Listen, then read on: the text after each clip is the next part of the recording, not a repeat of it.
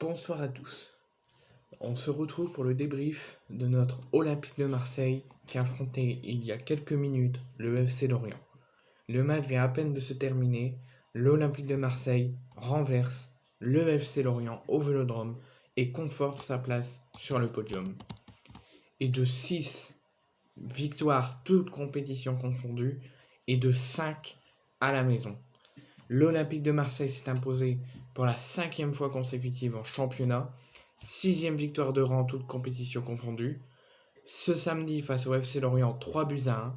Dominateur, les Marseillais n'ont jamais vraiment été inquiétés, si ce n'est qu'en première mi-temps où l'OM a eu vraiment du mal à se mettre en place, à tenter des choses, à montrer de la dynamique en première mi-temps.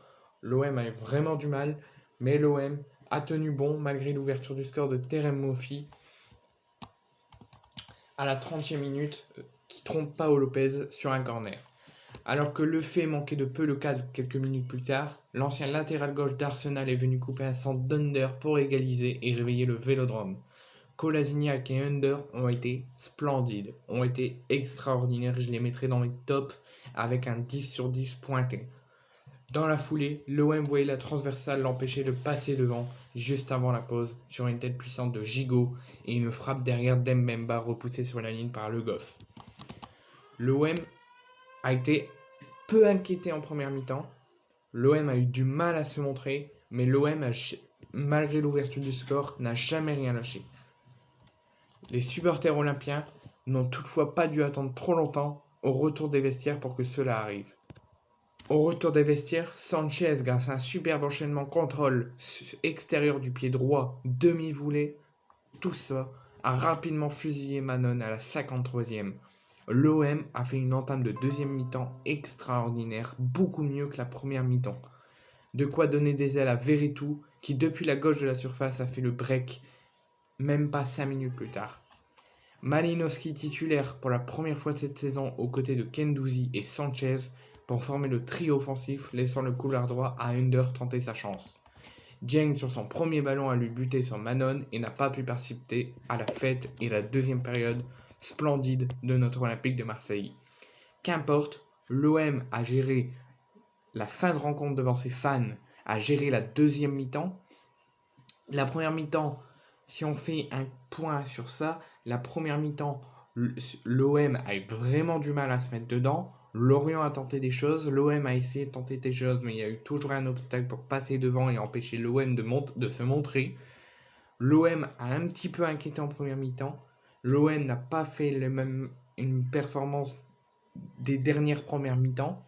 L'OM était mené, mais l'OM a eu un coup de pression dès l'ouverture du score, en renversant totalement la rencontre et en faisant une fin de première mi-temps et une totale bonne deuxième mi-temps, et en prenant un total de 8 longueurs sur les Rennais et en mettant Lorient à 10 points, et aussi en revenant provisoirement à 5 unités de la première place occupée par le PSG. Et ça pourrait offrir une deuxième partie de saison complètement folle. L'OM, en tout cas, en ont fini sur la phase allée de la Ligue 1. L'OM finit 3e de sa phase allée. Peu importe les autres scores, l'OM sera 3e. Il faudra tenter le tout pour aller chercher la deuxième place et poursuivre la lancée du RC Lens qui eux aussi ont été splendides tout à l'heure. Si je devrais faire mes tops, je mettrais Pau Lopez malgré une première mi-temps assez compliquée, tout comme l'OM, ça a été compliqué en première mi-temps, faut le dire. Donc Pau Lopez en première mi-temps, c'était plutôt moyen, mais en deuxième, il peut être dans les tops. Mbemba, pareil, un petit peu de baisse de régime, mais est resté avec une sécurité, une sérénité incroyable en défense. Samuel Gigot, un petit peu plus de mal, a tenté de se montrer quelques fois, mais c'était trop peu. Balerdi fantôme, là il a fait un match cauchemardesque. Balerdi, première mi-temps et deuxième mi-temps confondus. On l'a vu quoi, 1 minute. Donc vraiment, Balerdi, ce match est à oublier pour lui. Guendouzi, je répète à Tudor, tu dois le mettre jusqu'à la fin de la saison. C'est ce que tu as fait aujourd'hui. Tu dois encore le mettre, même en Coupe de France, quitte à qu'il soit fatigué. Tu fais juste attention qu'il ne se blesse pas, tu le prépares bien et il faut le faire jouer tout le temps. Parce que Guendouzi a encore été splendide. C'est pour ça que Kolasinac, Under et Guendouzi sont mes 3 premiers tops de ce match. Et ils ont tous les 3 à 10 sur 10. Ils ont été splendides. Rongier et Veretout, la même chose. Veretout, une nette progression. Il progresse de jour en jour, de match en match.